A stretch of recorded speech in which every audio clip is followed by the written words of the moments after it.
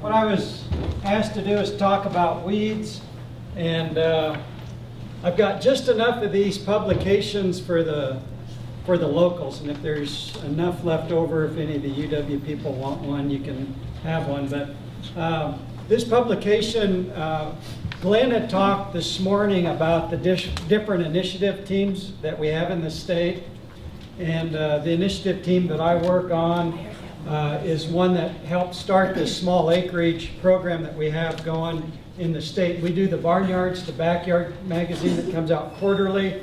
If you haven't seen that, I've got some extras of those by my office over there. You guys, but anyway, this is a collaborative effort between the different initiative teams that we have in the state, but also we collaborate like with the Conservation District, USDA, State Forestry, NRCS, Audubon Society. So there's a lot of the different groups that's listed in here. One of the ladies that helps with this helped put this together. It just came out, and so I bought some extra ones. So I thought that this would be nice for you guys to have and see. And so if that helps on my evaluation, then that will put a little more pressure on the rest of the speakers, to see how they kind of come up with on that. So what I was tasked to do is to talk about weeds. What I would like to do is just to make a few points, talk about a few of the weeds that we have, talk about some general control things. But what I'd really like to do is to answer your questions. So if you've got questions on weed control or specific weeds, that's where I'd rather spend time with that. So what I started off with some pictures of some weeds. Of course, that first one I've not seen in any lawns around Sheridan. But I understand that down in Colorado, the residents have resorted to hand-picking this particular weed, and they burn it in small quantities. And I don't know how effective that is on eradicating that particular weed, but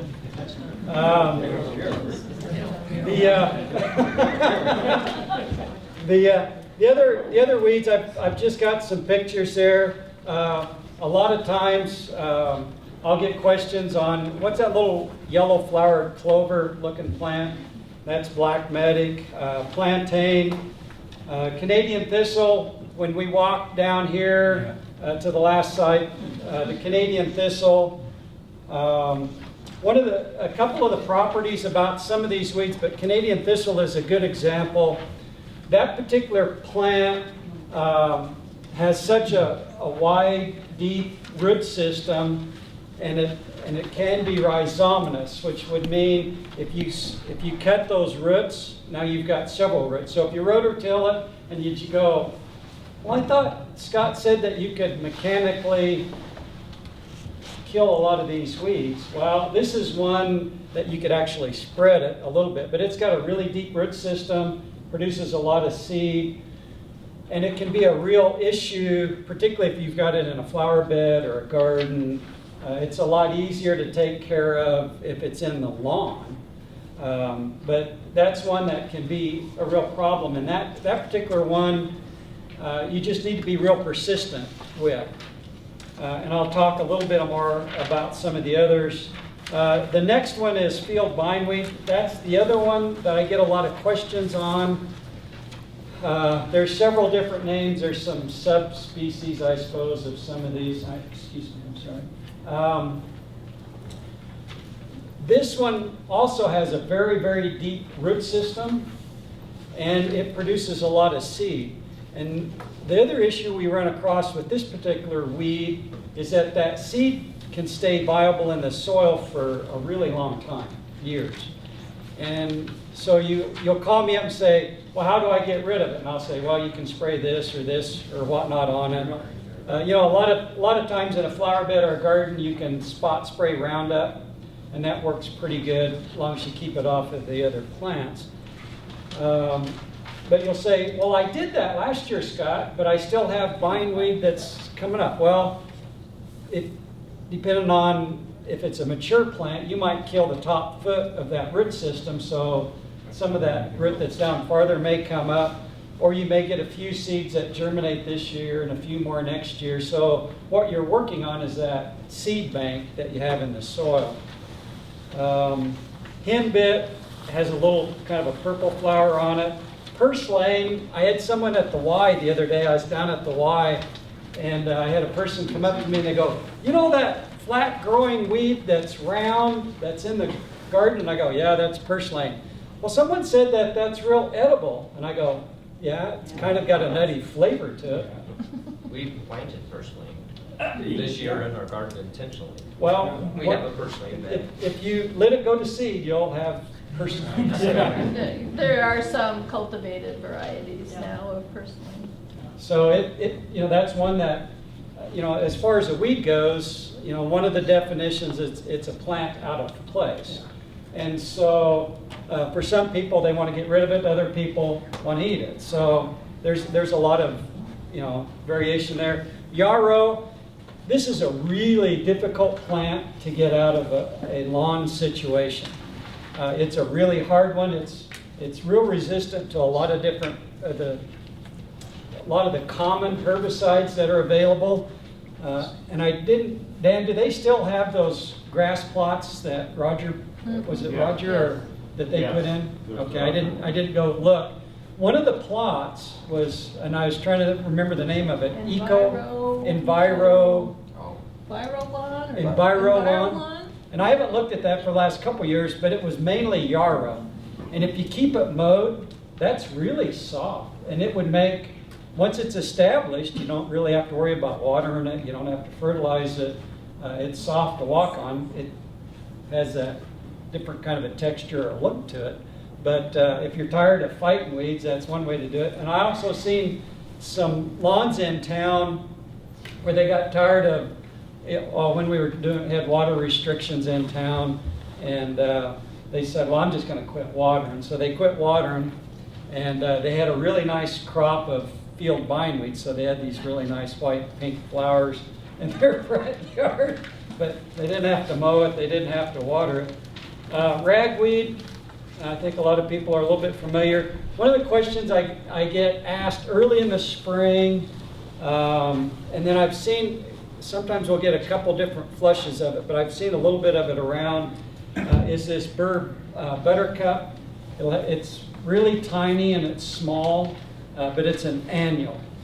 So if you're wanting to control that, that's one of your annual weeds to control. But once it dries up, it's got kind of a little bit of a burr to it.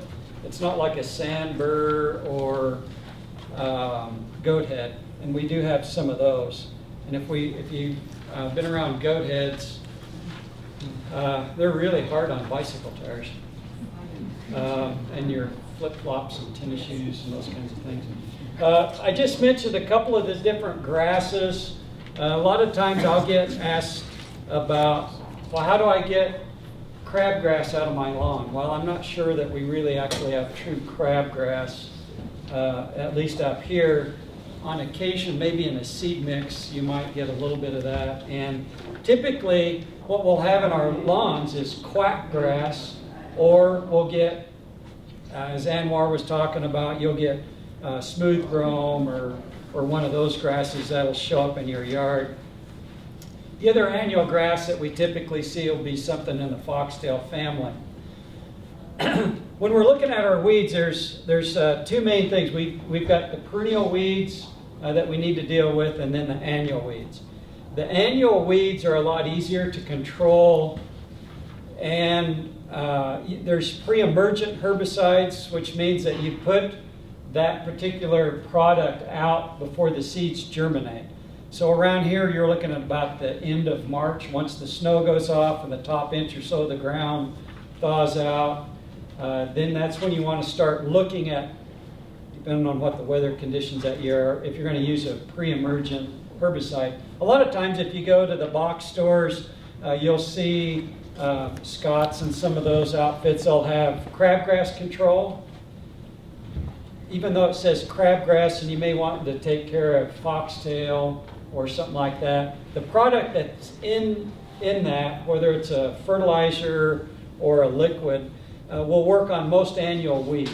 And so you want to get that out early, and that'll usually take care of most of your grassy weeds and some of your annual weeds, like if you had an annual dandelion or your purslane or things along those lines, that'll work on that. And then you get into what we call post herbicides, and I apologize for the next couple slides, they're a little bit hard to read. But that's a short list of some of the different products that are available. But on the post-emergent herbicides, those will work on your annual and your perennial weeds, other than your grasses per se. So you can look, some are better for certain types of weeds, some are better for other types of weeds. When you're looking at getting rid of a perennial grass, or if you've got a warm season grass and a cool season grass mix, like I had some bent grass in my front yard, and I finally, after about 6 years, got tired of messing with a bluegrass, bent grass combo.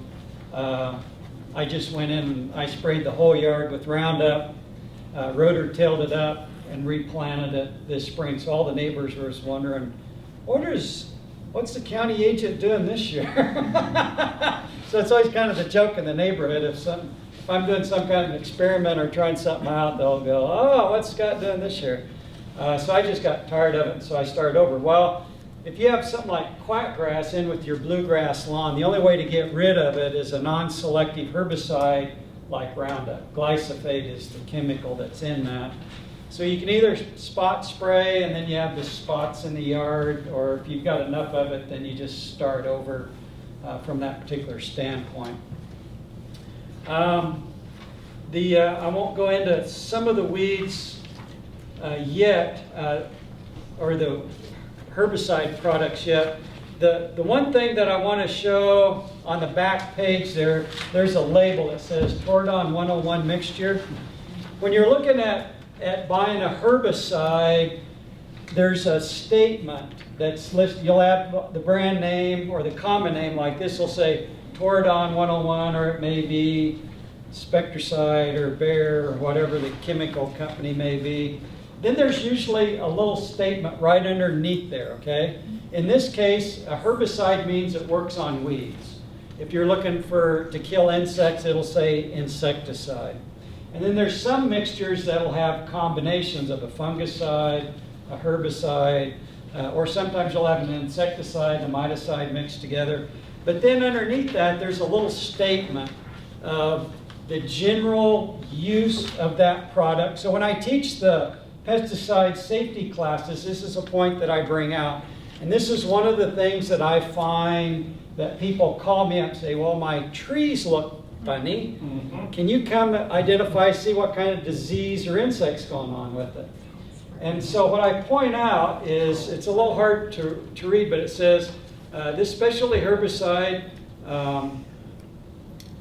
control is a weed and brush control. It controls unwanted annual perennial broadleaf weeds and woody plants and vines, ...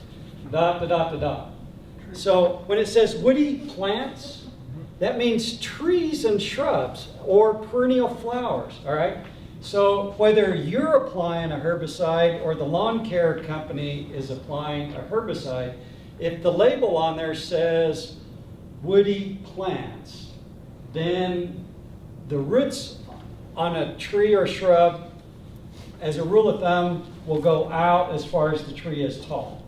So if you're putting something out on the driveway and you have a row of trees next to the driveway, that product can either leach off the road or the roots can go underneath the gravel driveway or the alleyway, and then those roots will pick up some of that herbicide, and then you'll get, and that's what the other pictures I tried to show you there of what sometimes herbicide damage looks like on trees. Typically you'll get a curling. Either the leaf will curl down or the tips of the leaves will elongate and grow out. On evergreens, the tip usually will turn. Another key on evergreens is a lot of times you'll see a spiral going up the tree. And that means that root on that side picked it up and it'll spiral up, where a deciduous tree will go straight up the tree. When you're looking at using a herbicide to control weeds in a lawn, first of all, I should take a step back. If you do all of the right management things in growing a lawn, you'll have very little, if any, weeds in that lawn, okay? So typically where we see a lot of weeds come in is when people are not doing best management practices with their lawns. And usually there's bare ground, or at times of the year there's bare ground involved in the lawn situation. That's where those weeds will get started and come in. So if you're doing a really good job with your lawn as far as management goes, then you'll have very little, if any, weeds that come in. So when we're looking at controlling weeds, if we're going to use a herbicide to do that, one of the things that I like, that I recommend for people, is to look for a mixture of herbicides. There's several different companies that do that. There's some that are listed on here. But typically, if you have more than one chemical that's labeled on there, then not only do you get a wider spectrum of the types of weeds that will control, but you'll have different modes of action.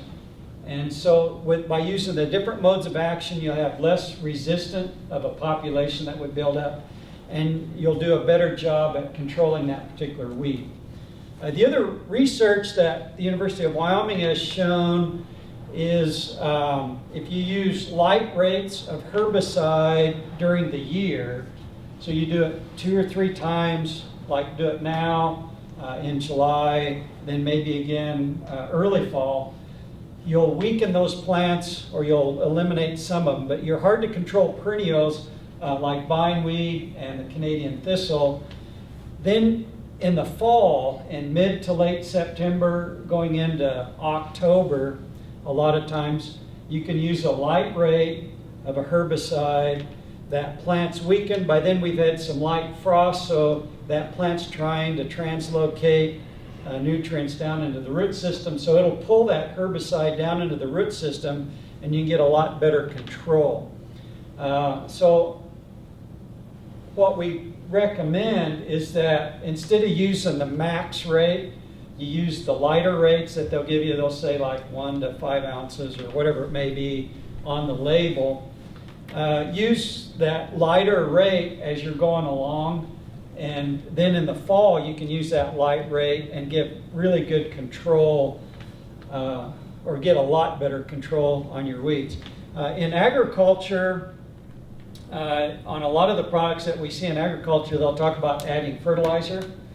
And particularly if you're going to use Roundup, a lot of times people will ask me, well, I used Roundup last year and I had spotty luck. The year before I had really good luck. This year I don't have very good luck.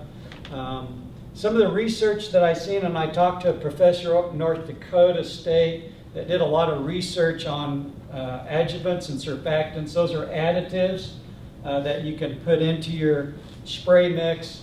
Sometimes a lot of your ready-to-use products already has those in there. But one of the research things that he showed that really makes a big difference on weed control, but particularly if you're going to use Roundup, is ammonium sulfate. Ammonium sulfate. Thank you. And that can come either in a granule or a liquid.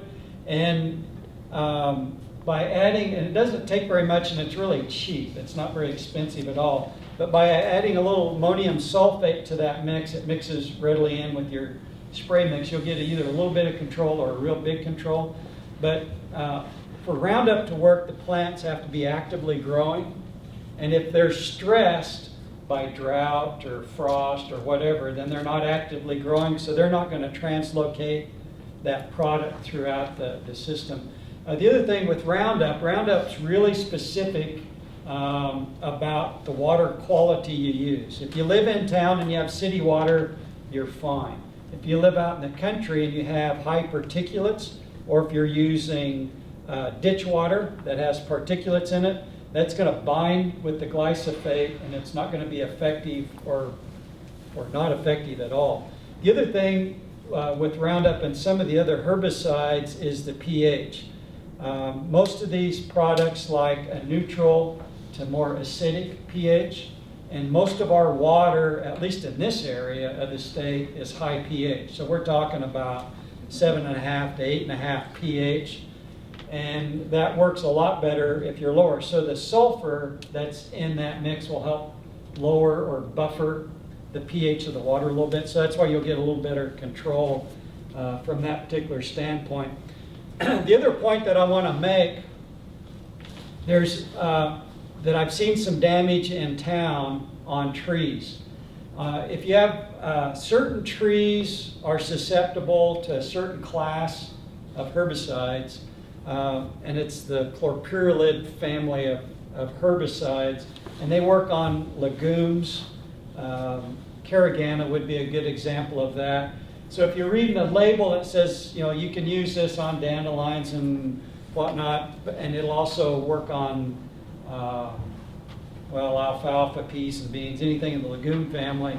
There's certain trees that are susceptible to that class of herbicides. So what you want to do is to read through that label, particularly if you have some of those trees that are in your yard, because you can talk to the neighbor, and that's usually one of the problems that can, I've used that, but they may not have that particular tree in their yard, like a locust tree or something, or some of these linden trees.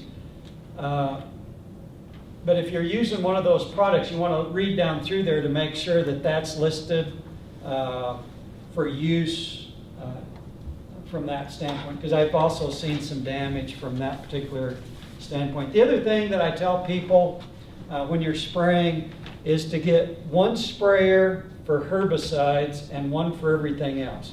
You can mix insecticides and fungicides together, and that's not a real big deal. But don't use the same container that you used herbicides in to spray for insects or diseases. It doesn't matter if you've rinsed it out once or if you've rinsed it out twice. There's usually enough residue, particularly if you're starting to talk about flowers and garden products, if you're talking about tomatoes, any of your vine crops. If they just get a hint of some of these herbicides, they're done. And so it doesn't take very much to curl them up or to damage them. So get 2 containers and label them. Label one weeds and one insects, or however you want to do that. But permanently mark on those and keep them separate. I've seen problems from that particular standpoint before. I think that's all the major talking points I had, but any specific questions? Scott, how I've been confused about Roundup. I read different. How long does it stay in the soil? How deep does it go? And how long does it take to degrade, typically? My impression is that once it hits the soil, it's done. And so typically you can spray down. Once it's dry, you could go right in and plant. But I think there's some, I don't know if I've ever seen any university data that disproves that, but there's some circumstantial evidence that says that there may be some residual. And I'm wondering if some of that may be contact with the roots. If the roots of 2 different plants are touching, there might be. But I've not had any problem in my yard of spraying Roundup in the flower bed or the garden with any soil activity or with any uptake of any of the adjacent plants around it. So it's not going to leach down deeper in the soil and spread and disseminate throughout? I've never had any instance of that. And since 1987, when I came back to be in this position, I've sprayed Roundup when I was back at the courthouse, other than the last 3 years, around all of the trees that are at the courthouse, so that the maintenance people wouldn't weed whack and run their lawnmower into the trees, because I was trying to plant a bunch of trees up there. I've done that out on 5th Street. I've done it up at Rotary Park. I've done it around my house. And I've not seen any ill effects from Roundup, from the soil. Now, if you get a little spray drift on something, then that's a different story. But Karen? You kind of have to read the label though too, because some of the Roundup formulations now have additional herbicides in them. It will be Roundup plus some other stuff. And so you have to be very careful when you're buying it that it doesn't, that you just have the glyphosate if that's just what you want. Yeah, because some of them have a pre-emergent in there as well these days, which, and some of these things that now will keep weeds away for a whole year, those include some other ingredients that could potentially stay in the soil. But glyphosate itself will not. So Yeah, read see, the label. That's a very good comment Karen makes, is you got to look at that label, and there'll be an ingredient statement on any label, and it'll say what the chemical is. And so those long-term products that glyphosate may be in, they usually have something else in there. So you have to be careful from that standpoint.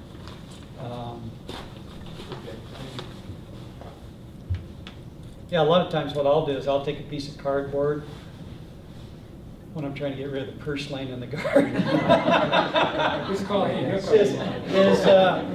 I'll just put the cardboard next to my plants I don't want to get spray on, and then I just real lightly go down in between the rows. That way I don't get any drift. You got to make sure you don't flip the cardboard over and then you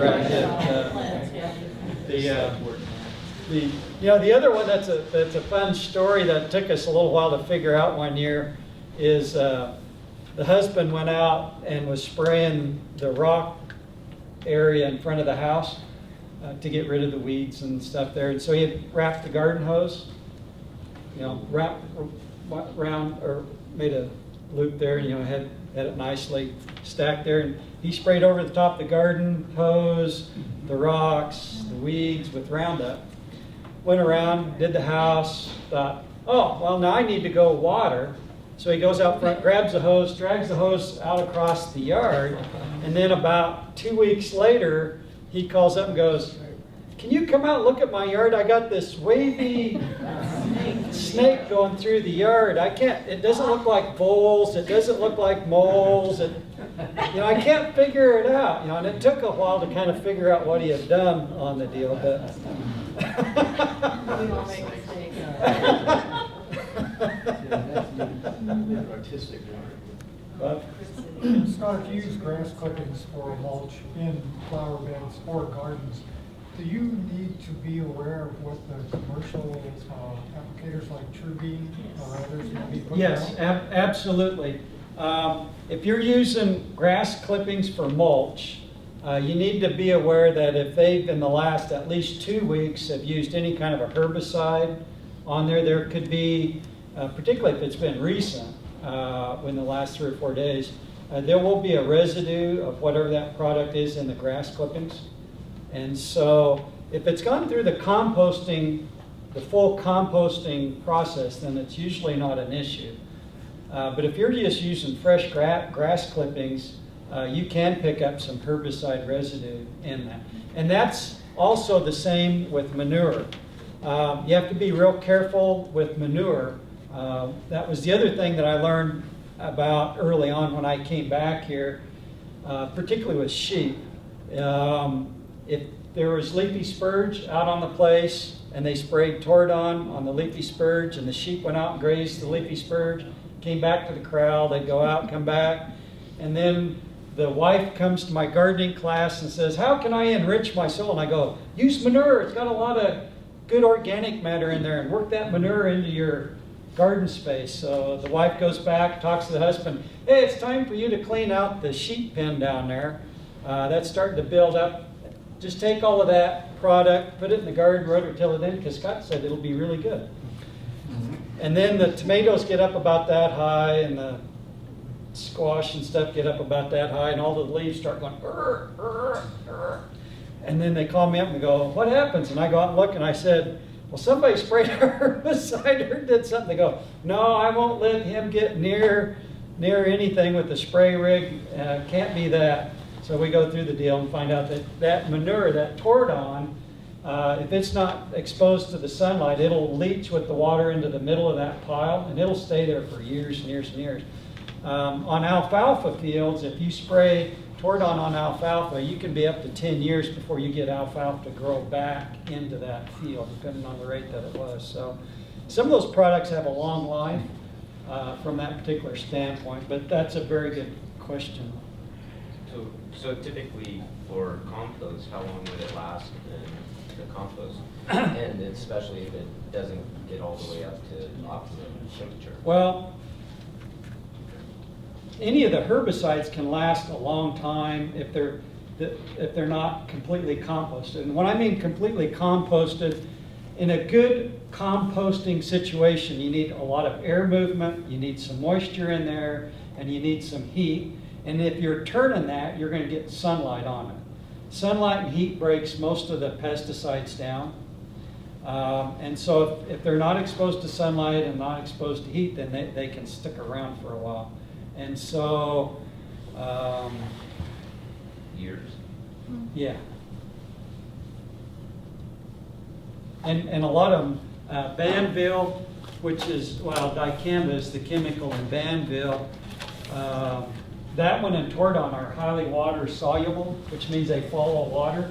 And so those will just move with the water. So those, like the question he had back there, they'll follow the water down into the soil profile.